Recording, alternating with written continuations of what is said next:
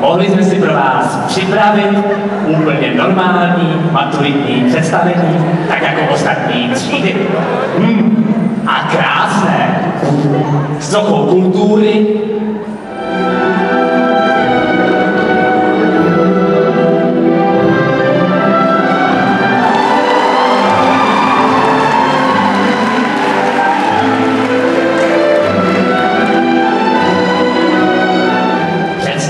Které by obsahovalo lásku a romantiku. Hi, Bobby. You wanna go for a ride? Jump in.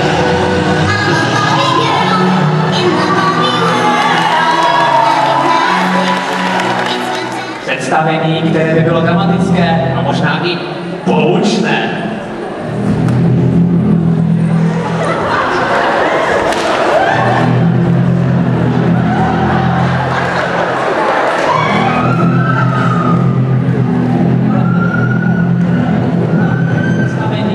Obsahalo pohyb i akci.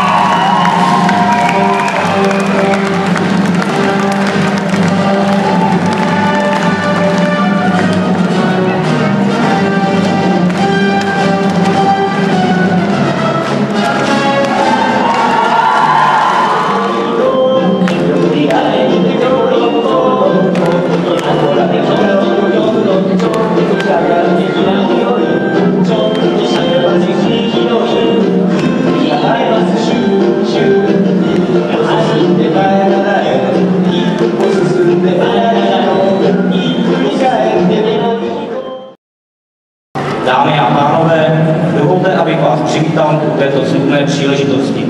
A to rozloučení se s maturitní třídou 4S. To několik nejvyšší absence. Třídní kniha nám budíš svědkem tomuto našemu úspěchu. Spolu s tímto úspěchem se váže další. Nejvyšší počet vykonaných komisionálních zkoušek. A všechny dopadly dobře, což ukazuje na naše kvality. Nejdrzejší žák. Tak tento titul bych si dovolil přidělit sám sobě. Přesvědčení určitě ví proč. Jako důkaz by určitě posloužily hlasy učitelů, které hruzou vstávají, když dále slyší moje jméno. Další bych přisoudil naší spolužačce Zdence, a to nejveselější událost během studií. Přivedla totiž mezi naše pohodlé řady úspěch populace 4S.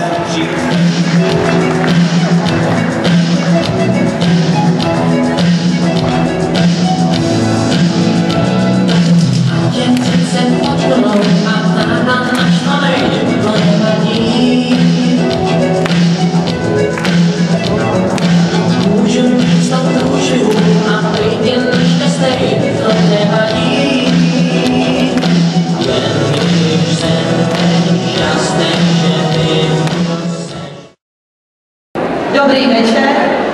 Maturitní otázka, komunikace s občany, ale docela smutná pohádka. Tak to bylo pohádkou Zlato našlo kuřátko. Na zahradě, kde si v trní, přebírají svítky hosté. Nezoufejte. Na